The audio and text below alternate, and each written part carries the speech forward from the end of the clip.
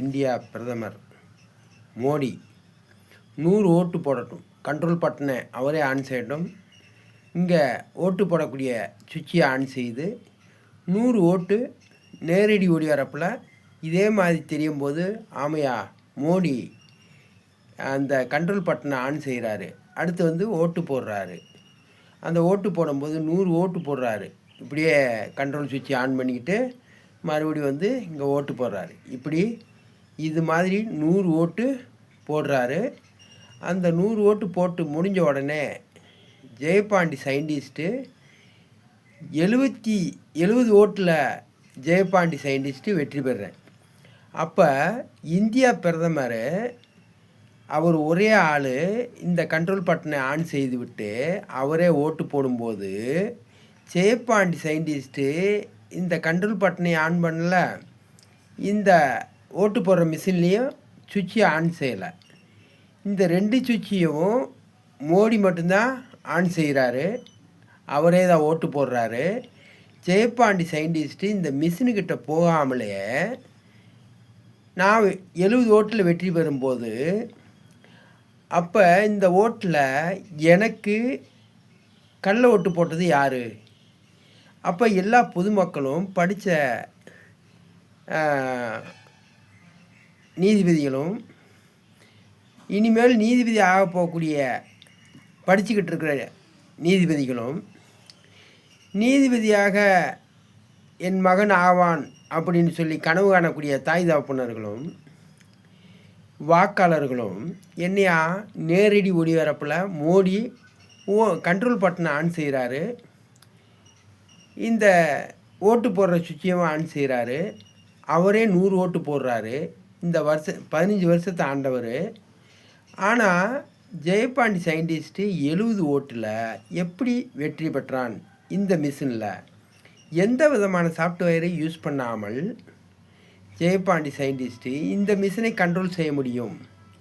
அப்போ இதை செய்ய முடியும்னு சொன்னோடனே ஜெயம் 1 நீதிமன்றம் என்னை கேட்பாங்க, தேசிய கொடியை ஏன் எரித்தேன் ஜெயபாண்டின்னு. தேசிய கொடியை எதுக்காக எரித்தேன்? நீதிபதிகளை அவதூறுவாக அசிங்கமாக ஏன் வீடியோ போட்டேன்? அத்தனை குற்ற செயலும் அரசுக்கு தெரியப்படுத்திட்டு தான் நான் போட்டிருக்கிறேன். ஆகையால் இந்த இமெயில் ஐடி 2 இமெயில் ஐடியும் இந்த 2 செல்ஃபோன்லேயும் நான் யாரிடம் பேசியிருக்கிறேன், யாரிடம்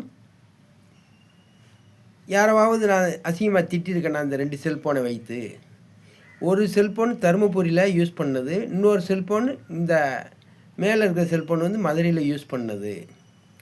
அப்போ இதிலேருந்து என்ன தெரிய வருதுன்னா, ஜெயபாண்டி சயின்டிஸ்ட்டை நீதிபதி எதுக்காக ஜெயம் 1 நீதிமன்றம் 6/1/2026 அன்று வாய்தா அதில் எனக்கு குற்றப்பத்திரிக்கை கொடுத்துருக்காங்க. அதன் அடிப்படையில் கேட்போம்னு சொல்லியிருக்காங்க. அதன் அடிப்படையில் கேட்குறதுக்கு முன்னாடி அவர்களுக்கு இந்த வீடியோ மூலமாக கருத்துக்களை சொல்ல விரும்புகிறேன். அதாவது என் வழக்கே நானே வாதாடுறேன் என்று சொல்லும்போது எதற்காகனா, நான் மதுரையில் உண்ணாவிரதம் இருந்தேன். 2024 இந்த இவிஎம் மிஷினில் ஓட்டு திருட்டு செய்ய முடியும். அதை நேரடி ஒளிபரப்பு பண்ணிட்டு தான் 2024 தேர்தல் நடத்த வேண்டும் என்று பல கட்ட முயற்சி மனு கொடுத்து பார்த்தேன்.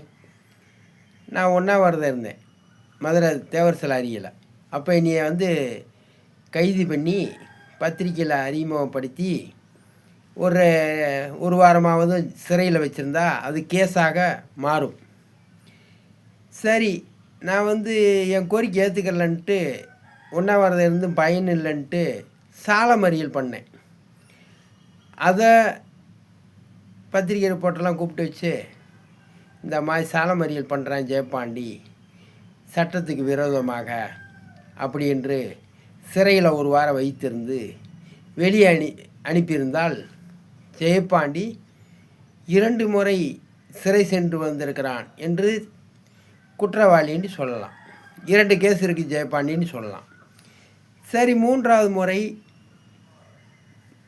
கலெக்டர் எல்லாருக்கும் தெரியப்படுத்திட்டு உயர் நீதிமன்றத்துக்கு செருப்பு மாலை போட்டு ஃப்ளெக்ஸ் பேனரில் பிரதமருக்கு செருப்பு மாலை போட்டு, ஸ்டாலினுக்கு செருப்பு மாலை போட்டு, மதுரை 4 மாசி வீதியும் அஹிம்சாபுரம் 7வது தெருவிலிருந்து நான் ஊர்வலம் போயிருந்தேன். அதை இவர்கள் தடுத்து இருக்கலாம், அல்லது என் கோரிக்கையை மதித்து ஏற்று கொண்டிருக்கலாம்.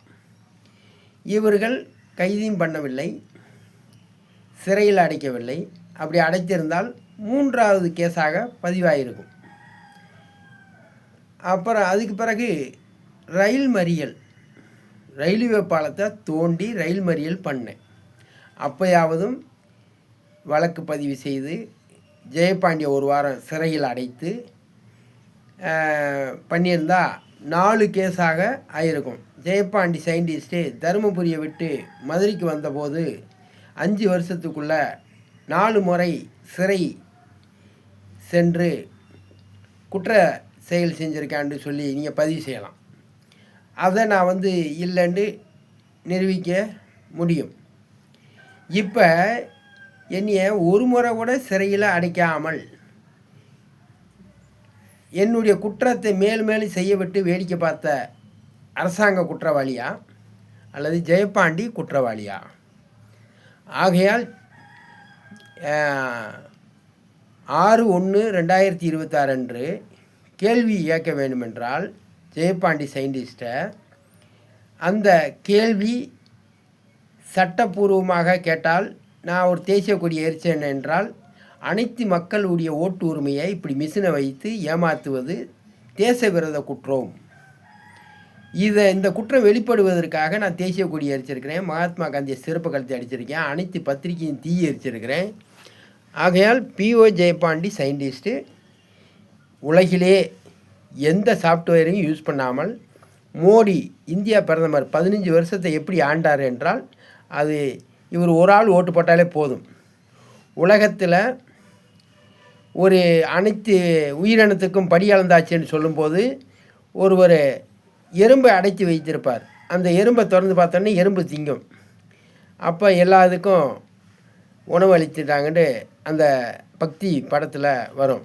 அதே மாதிரி இந்தியாவில் உள்ள அனைத்து மக்கள் சார்பில் இந்தியா பிரதமர் இந்த கண்ட்ரோல் பட்டனை ஆன் செய்துவிட்டு அவர் 100 ஓட்டு போடட்டும்.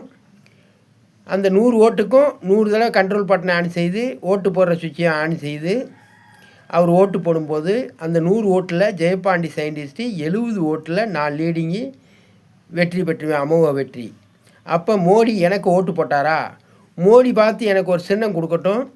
மோடி இந்த மிஷினில் 100 ஓட்டு போடும்போது ஜெயபாண்டி சயின்டிஸ்ட்டு இந்த மிஷினில் போய் ஓட்டு போடாமலே இந்த மிஷினை எந்த விதமான சாஃப்ட்வேர் மூலமாக கண்ட்ரோல் பண்ணாமல் நான் ஜெயபாண்டி சயின்டிஸ்ட்டு 70 ஓட்டு லீடிங்கில் நான் வெற்றி பெற்று விடுவேன்.